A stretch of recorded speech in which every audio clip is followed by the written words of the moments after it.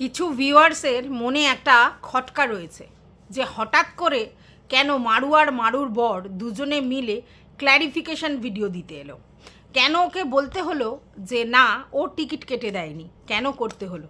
এতদিন এত কিছু হয়েছে, এত লোক এত কিছু বলেছে, তারপরেও মারু কিন্তু ক্ল্যারিফিকেশান দেয়নি এবং রানাঘাট যে ওদের কেন ছাড়তে হয়েছিল সেটারও ক্ল্যারিফিকেশান দেয়নি। অনেক অনেক ওদের নামে অ্যালিগেশন এসছে, তখনও কোনো ক্ল্যারিফিকেশান দেয়নি, মুখ বন্ধ করেছিল। হঠাৎ কি এমন হলো যার জন্য ওদের ক্ল্যারিফিকেশান দিতে হলো?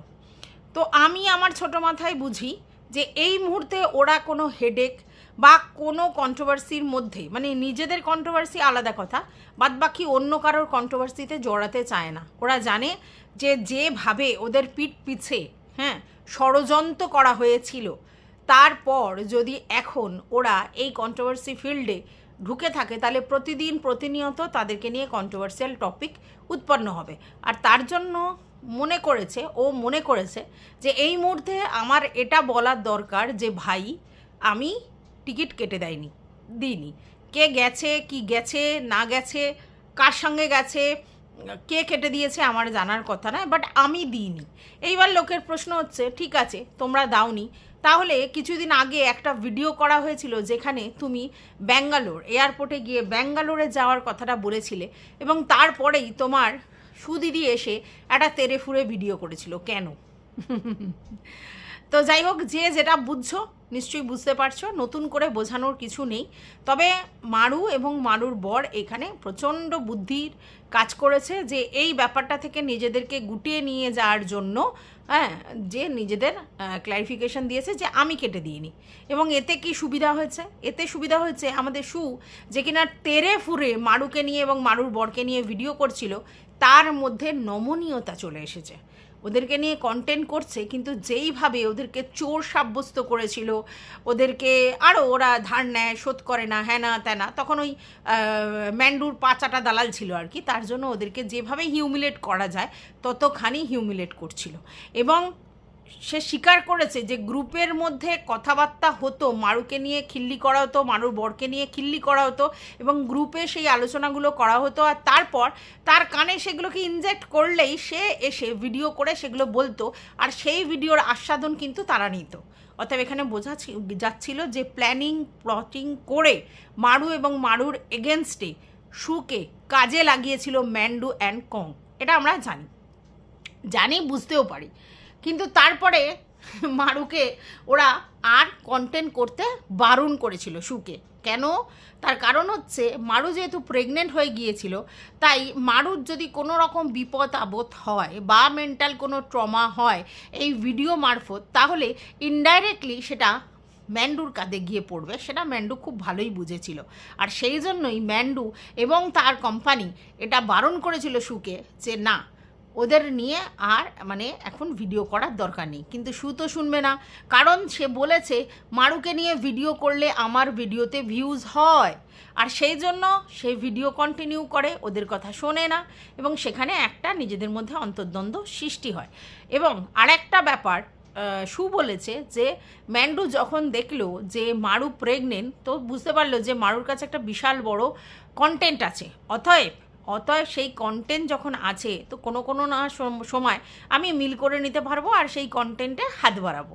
আবার কোনো এক সময় শু এটাও বলেছে যে না, ম্যান্ডুর বর মারুকে মোটেই পছন্দ করে না, তাই মারুর কাছে ম্যান্ডুর যাওয়ার কোনো প্রশ্নই ওঠে না।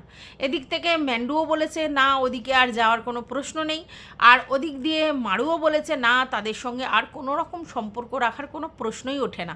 কারণ যেভাবে তারা বিতাড়িত হয়েছিল রানাঘাট থেকে, তারপরে আর প্রশ্ন ওঠে না। বুঝতে পেরেছো? তো তাহলে এটা আমরা ধরে নিতে পারি যে ম্যান্ডু আর মারুর মিলন দেখাটা প্রায় অবাস্তব, তাই না? কিন্তু এদিকে শু দেখলো যে হ্যাঁ, মারুর কাছে ভালো কন্টেন্ট আছে একটা সময়, এবং তখন কিন্তু তড়িঘড়ি সে তার বাড়িতে গেল এটার জন্য যে আমি তোকে নিয়ে ভীষণ কনসার্ন, ভীষণ চিন্তিত। আর তারপরে সেটা মারু যখন স্বীকার করলো না, তাকে আবার তেরে ফুরে উত্তর দিতে এলো, সেটাও তোমরা দেখেছো। তো এখন এই নমনীয়তার কারণ কি হতে পারে? যে ভিতরে নিজেদের মধ্যে একটা আন্ডারস্ট্যান্ডিং হয়েছে, সেটা ভালো কথা। কারণ এই মুহূর্তে মারুর কন্ট্রোভার্সির মধ্যে না ঢোকাটাই শ্রেয়, মানে এই ধরনের কন্ট্রোভার্সি। ওর চ্যানেলে ও কি কন্ট্রোভার্সি দেবে সেটার উপরে কে বেস করে কি বলবে সেটা আলাদা কথা, বাট এই ধরনের কন্ট্রোভার্সির মধ্যে না ঢোকাই ভালো। তবে এটা তোমরা ভেবো না যে মারু কন্ট্রোভার্সি চায় না, মারু চায়, কারণ মারু ম্যান্ডুর থেকেই দীক্ষিত, আর সেটা ও খুব ভালো করে জানে একটা চ্যানেলের জন্য কন্ট্রোভার্সি কতটা প্রয়োজন, আর সেই জন্য ওর চ্যানেল থেকে যাতে কন্ট্রোভার্সি করা হয় সেটা কিন্তু বারবার বলেছে ও, যে আমার চ্যানেল নিয়ে ভালো মন্দ ঠিক ভুল বলতেই পারো, ঠিক আছে, এবং নিরপেক্ষতার সাথে বলতেই পারো। এবং ও বলেছে কিছু কিছু ক্রিয়েটারের ভিডিও দেখে যাদের ভিডিও ওর নিরপেক্ষ লাগে, আর কিছু কিছু ভিউয়ার্স তো সে মানে ভিউয়ার্স বলছি ক্রিয়েটার তো সেই লেভেলের বলে। তো যাই হোক, মারুর ব্যাপারটা বুঝেছো। এদিকে হুলহুলাকে প্রায় প্রমোটই করে যাচ্ছে আমাদের সু, হ্যাঁ সে প্রমোট করে যাচ্ছে তার বাবার গুণগান, তার মায়ের গুণগান। এতদিন তার মাকে দেখেনি, তার মাকে তো এর আগেও দেখা গেছিলো, ম্যান্ডু যখন জন্মদিনে ব্রেসলেট গিফট করেছিল সেই সময় তো তার মাকে দেখা গিয়েছিল, তো সে যে সো ইয়াং সেটা তখন দেখেনি। ও বাবা, এখন নতুন করে দেখছে তার মা, এটা হচ্ছে একটু বাটারিং, হ্যাঁ বুঝতে পেরেছে তো, দুজন দু তরফ থেকে দুজনকে বাটারিং করছে। এবং কেন কেন কারণ শত্রু আমার বন্ধু, ঠিক আছে। তো এই পন্থাতে দুজন দুজনকে অয়েলিং বাটারিং করছে। দেখো ওই হুলা ভীষণ স্মার্ট একটা ছেলে, আর যার জন্যই কীভাবে নিজের চ্যানেল গ্রো করতে হয় সেটা সে খুব ভালো করে বুঝে গেছে। কারণ কন্টেন্ট তো সেরকম কিছু নেই, মানে সেই লেভেলের কন্টেন্ট ওর কাছে কিছু নেই, তাহলে ওর চ্যানেল গ্রো করবার জন্য ওকে কী করতে হবে, কন্ট্রোভার্সি সাহারা নিতে হবে। আর সেই জন্য সে কিন্তু স্বীকার করেছে সে কিন্তু প্রায় অনেকেরই কন্ট্রোভার্সি দেখে, তার মধ্যে তার ফেভারিট এখন সুদেবী। তার কারণ হচ্ছে সে জানে যে এই সিঁড়িটাতে পা দিয়েই আমাকে কন্ট্রোভার্সি ওয়ার্ল্ডে ঢুকতে হবে। এবং ওই যে বললাম কি শত্রু আমার বন্ধু, এই নীতিতে এরা চলছে। তো যাই হোক, অনেকেই বলছে নতুন কোনো করে আবার নতুন কিছু হতে চলেছে, এই হতে চলেছে সেই হতে চলেছে, যখন হবে তখন আমি সেটা নিয়ে ডেফিনেটলি কথা বলবো। আজকেরই আমাকে একজন কমেন্ট বক্সে কমেন্ট করে গেছে যে ম্যান্ডুর ওখানে এমন একটা কমেন্ট ছিল যে যেখানে সে মানে সে বলেছে যে এইবার হয়তো যাবে ভাগম ভাগ, এবং সেই সময় সে তার বাচ্চাটাকেও সঙ্গে নেবে না, এরকম একটা কমেন্ট করেছে। এবং সেই কমেন্টটা আমি পড়িনি, অবশ্যই আমি দেখেছি কিন্তু পড়িনি। এবার সে বলছে যে কেন তুমি সেই কমেন্টটা পড়লে না, কারণ এই জন্যে যে আমি এখনও দেখিনি, যখন হবে তখন ডেফিনেটলি সেটা নিয়ে কন্ট্রোভার্সি করব। বাট আমি কি করে বলতে পারি যে হ্যাঁ সেটা করবে, যখন করবে বুঝবো তখন বলবো, ঠিক আছে। তো যাই হোক, welcome back to my channel. আশা করছি তোমরা সবাই খুব ভালো আছো, আর আমিও খুব ভালো আছি। নতুন একটা ভিডিওর সাথে আমি রুনা লাইফস্টাইল থেকে। প্রচুর প্রচুর প্রচুর গরম পড়েছে, যেই গরমের মানে ইয়ত্তা নেই। আমার তো মনে হয় আজকের 5খানা নাইটি ছেড়ে নিয়েছি, হ্যাঁ 5খানা না 4খানা নাইটি, আর এই একটা তোমার পরেছি সালোয়ার কামিজ। তো বুঝতে পারছো এত গরম, সকাল থেকে এমনি যা নাইটি ছাড়তে হয় সেটা তো ছেড়েছি, তারপর থেকে শুধু রান্না করতে গিয়ে আর ঘরের অন্য কাজ করতে গিয়ে প্রতিবার কাজ করছি, প্রতিবার একটা করে নাইটি ভিজে যাচ্ছে। আর সেই প্যাচপ্যাচানি ঘামের নাইটি পরে থাকতে তো ভীষণ টেরিফিক লাগে, তো এই বারবারই ছাড়তে হচ্ছে, মানে কি অসহ্য গরম, বুঝতে পেরেছো। তো যাই হোক, এবার যেটা বলছিলাম সেটা হচ্ছে যে আজকের হাটের একটা ভিডিও এসেছে এবং সেখানে প্রমাণ সহকারে অনেক কিছু তথ্য সে তুলে ধরেছে। প্রথম কথা, কোনো একজন ক্রিয়েটার যার কিছু ভিতরের খবর সোশ্যাল মিডিয়াতে চলে আসে তখন সে খুব গ্ল্যাডলি সেটা বলে যে অফলাইনে কিছু করে রাখবে আর সেগুলো সোশ্যাল মাধ্যমে আসবে না, তাই কি কখনো হয়? অতএব সেগুলো তো আসবেই, এগুলো তো আসার ছিলই, তো লোক দেখুক অফলাইনে কি করছে আর সোশ্যাল মিডিয়াতে এসে কীরকম সতী সাজছে। তো সোশ্যাল মিডিয়ায় সেগুলো যখন এসে গেছে এগুলো আসা উচিত ছিল। তাহলে এটা যদি সেই ক্রিয়েটারের জন্য প্রযোজ্য হয় তো সেটা কেন আমাদের সুদেবীর জন্য প্রযোজ্য হবে না? সুদেবী বলছে আমি কি কিছু দেখিয়েছি? অবশ্যই এটা ঠিক যে সোশ্যাল মিডিয়ায় আমরা আপাতত কিছুই দেখতে পাইনি, কিন্তু অফলাইনে কিছু কথাবার্তা কিছু জিনিস দেখা গেছে যেগুলোর কথা সোশ্যাল মিডিয়ায় চলে এসেছে। তাহলে ও যদি অন্য কোনো ক্রিয়েটারের অফলাইনের জিনিস সোশ্যাল মিডিয়ায় এসছে বলে সেটা নিয়ে বেশ আনন্দ প্রকাশ করে এবং এটা আসা তো দরকার এরকম বলে, তাহলে সেই পাল্টানো দরকার যেরকম কথা, তো এখানেও সেরকম যে তোমার ক্ষেত্রে তাহলে সেটা কেন পাল্টে যাবে? তোমার ক্ষেত্রেও তো সেটাই প্রযোজ্য যে তুমি অফলাইনে কি গুলছাড়িয়া উড়িয়ে বেরিয়েছো এবং কি করেছো সেগুলো যদি সোশ্যাল মিডিয়ায় চলে আসে তো সেগুলো নিয়ে আলবাত কথা বলা যাবে। তাহলে তুমি কি করে রাত্রিবেলা আর্জেন্ট ভিডিও করে থ্রেড দিতে বসো যে আমি কি কিছু দেখিয়েছি? অন্য লোকের কথার উপর বেশ করে পরোক্ষভাবে কি করে ভিডিও করা হয়? কেন, কিসের জন্য বলছিলে? হ্যাঁ, যখন অন্য লোকের বেলা হয় তখন তো বেশ সেটা র্যালিশ করো এবং সেটা নিয়ে বেশ সহাস্যে সদর্ভে ব্যাপারগুলো র্যালিশ করো এবং ভিডিও করো। আর যখন নিজের বেলা হয় তখন সবাইকে চুপ থাকতে হবে, ऐसे कैसे चलेगा? আচ্ছা গেল। তারপরে এ যে গজনি সেটা আবার প্রমাণ করে দিয়েছে। সেটা কি? ও বলেছিল আমি সচেতন তো বাদ দাও, অবচেতন মনেও এই ধরনের কথা বলতে পারি না। কাকে? ম্যান্ডিকে। কি বলতে পারি না? ওই যে প্রেগনেন্টের ব্যাপারটা বলতে পারি না, এটা আমার বলা হয়নি, আমার কোনো ভিডিওতে এরকম কথা বলিনি। অথচ হাটের কাছ থেকে সেই ক্লিপটা আমরা পেয়ে গেলাম যেখানে সে বলছে যে 1 মাস ভিডিও কেন দেয়নি, কোনো সাইকিয়াট্রিস্ট দেখাতে যায়নি, সেই সময় সে প্রেগনেন্ট হয়ে পড়েছিল, তার জন্য 1 মাস সে ভিডিও দেয়নি। তাহলে এই কথাটাও কি করে বলে? কোন জায়গা থেকে ওটা প্রুফ আছে ওর কাছে যে সে প্রেগনেন্ট হয়ে পড়েছিল তার জন্য 1 মাস ভিডিও দেয়নি? ওর কাছে কি প্রুফ ছিল? তাহলে কথা যখন বলে তখন সেই তাল বোধ জ্ঞান কিছুই থাকে না এবং গজনীর মতো সেই জিনিসগুলো ভুলে গিয়ে বলে আমি সচেতন মনে তো বাদই দাও, অবচেতন মনেও এই ধরনের কথা বলতে পারি না। তাহলে এগুলো কে বলেছিল? কে বলেছিল? ওই তো বলেছিল। আজকে তো ক্লিপে বেরিয়ে গেছে, এর আগেও আমি এই ক্লিপটা শুনেছিলাম, ঠিক আছে, একটা ভিডিওতে মানে শর্টসে মনে হয় দিয়েছিল, শুনেছিলাম। তো তারপরে এর বড় বড় লেকচার আব্বা চাব্বা ডাব্বা দিতে আসে যে ভাই আমি বলিনি, আমি সচেতন না, অবচেতন মনেও বলতে পারি না, অথচ বলে রেখেছে।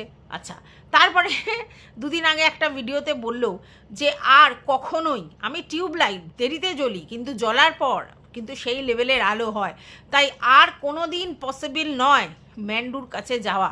এবং সবথেকে বড় কথা, ম্যান্ডুকে যে একবার চিনেছে তার কাছে আর কেউ যাবে না। সে হুলহুলার কথা বলতে গিয়ে বলেছে হ্যাঁ যে কেউ আর যাবে না, একবার যে ওর চরিত্র বুঝতে পেরেছে, ওর মানে জিনিস বুঝতে পেরেছে, তারপর আর ওর কাছে কেউ যাবে না।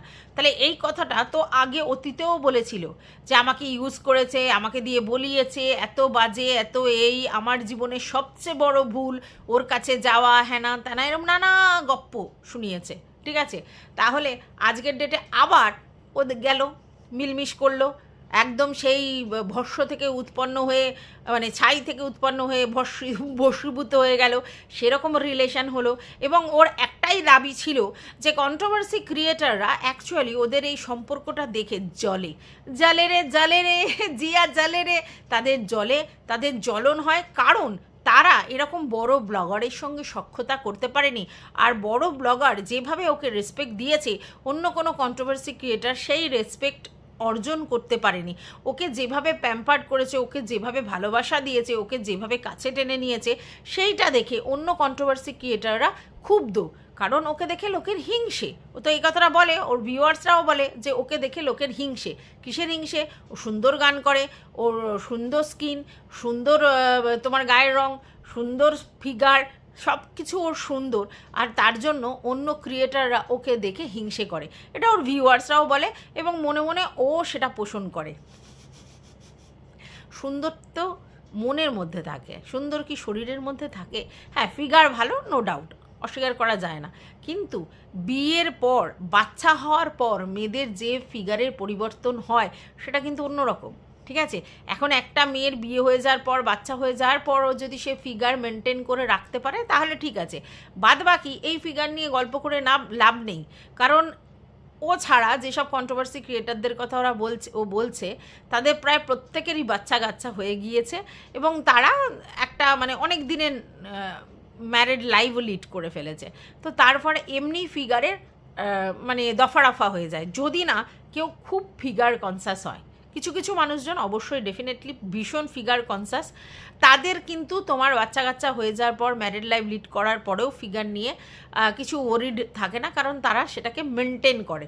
কিন্তু আমাদের মতো যারা ক্রিয়েটার, যারা এখানে ফিগার নিয়ে অতটা কনসার্ন বলে আমার মনে হয় না, কারণ তারা তাদের বাড়ির কাজকর্ম ছেড়ে সব সময় তাদের ইন্টেনশনটাই এটা থাকে যে আমাকে ভিডিও করতে হবে, ভিডিও দেখতে হবে এবং আমার ভিডিও থেকে আর্ন করতে হবে। এরকমই মেন্টালিটি বেশিরভাগ ক্রিয়েটার রাখে যারা রেগুলার বেসিস ভিডিও করে, এবং সেক্ষেত্রে তারা ফিগারের দিকে কি করে নজর দেবে? তার মানে কি কারোর ফিগার ভালো নেই? আছে, অনেকের ফিগারই ভালো আছে, কিন্তু সবার নয়। ফিগার মেনটেন করতে গেলে যেগুলো করতে হয় সেগুলো প্রায় বেশিরভাগ কন্ট্রোভার্সি ক্রিয়েটারই করে না। তাহলে ও যেই বোকা বোকা কথাগুলো বলে কি জানি। আর একটা জিনিস আছে, এটা হচ্ছে ফিগার কিন্তু অনেকটাই মানে ফ্যামিলি থেকে আসে। ফ্যামিলিতে মানে যদি তোমার মা বা বাবা চিপচিপে হয়, রোগা হয়, স্লিম হয়, মাকুর মতো চেহারা হয়, তাহলে তাই হবে। আবার তোমার বাবা মা যদি একটি হেলদি টাইপের হয়, তাহলে সেক্ষেত্রে তোমারও চান্সেস থাকে, যদি না তোমার আলাদা কোনো রোগ থাকে। মানে ধরো আমার থাইরয়েড আছে বা অন্য কিছু রোগ আছে, তার জন্য আমার মা বাবা স্লিম হলেও আমি কিন্তু মোটাসোটা হয়ে যাব অনেক সময় রোগের প্রকোপে।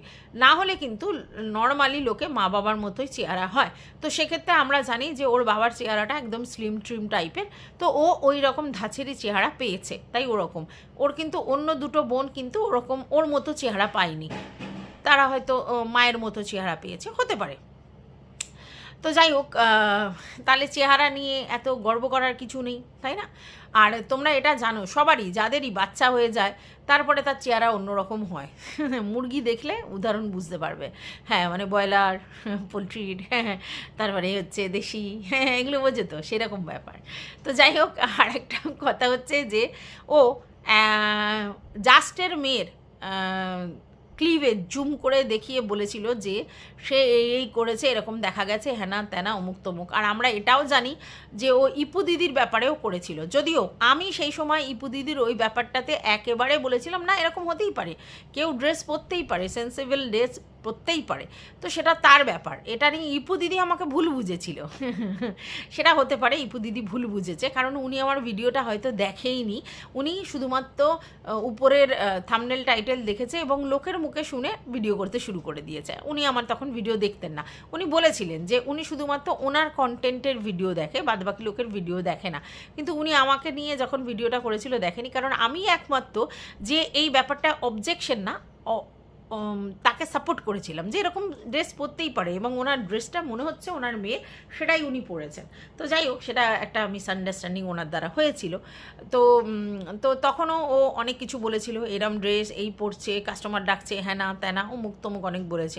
তার কারণ কি বলো তো, ওর মধ্যে না গাইয়া মেন্টালিটি আছে, নিজে ভাবে, মানে তোমরা চিন্তা করো, একটা গাউন পরে ও মেলায় চলে গেছে, তারপর মাথায় উইগ দিয়ে।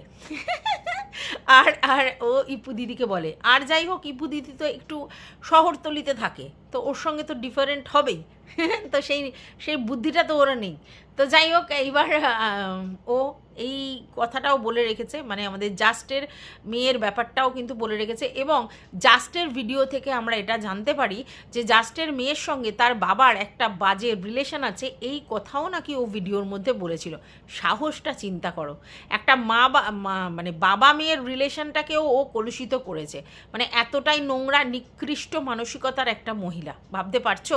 মানে তুমি কতটা চিপ মেন্টালিটি হলে মা ছেলে বা বাবা মেয়ের সম্পর্ক নিয়ে নোংরা কথা কেউ বলতে পারে, ও সেটাও নাকি বলেছিল।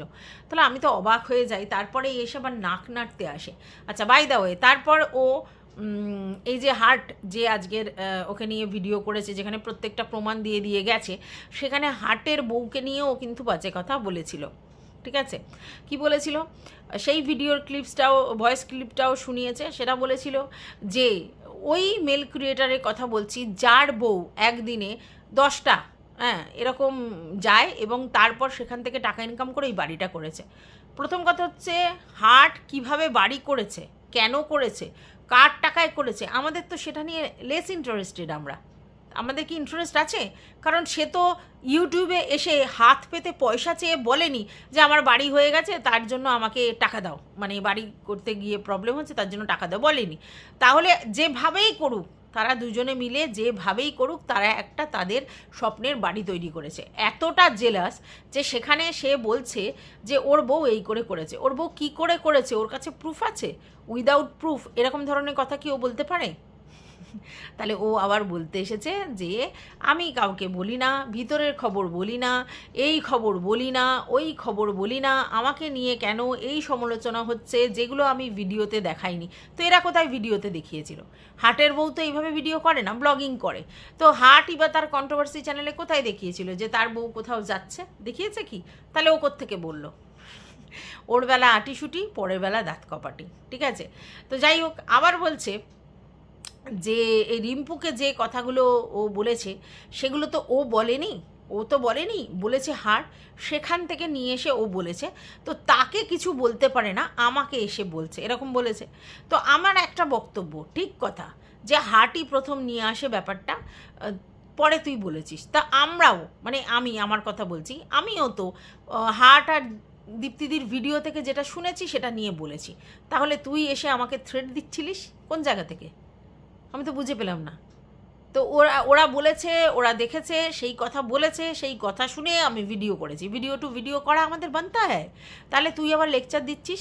তোকে তো সবাই বলছে সত্যি কথা, যে তুই যা করার করে নে, তুই কেস কামারি থানা পুলিশ যা করার করে নে, অসুবিধে কিচ্ছু নেই, কিন্তু এটা ভাবিস না যে সবাই দমে যাবে, কারণ এখন আর কেউ দমবার পাত্র নেই, কারণ তুই যাদের নামে করবি বলছিস তাদের থেকে অনেক বেশি নোংরামো, অসভ্যতামো এবং এই রকম না দেখে কন্টেন্ট করা তুই প্রচুর করেছিস। তুই আজকের বলছিস যে যে জিনিসটা আমরা ইউটিউবে দেখিনি সেটা নিয়ে কি করে বলতে পারি?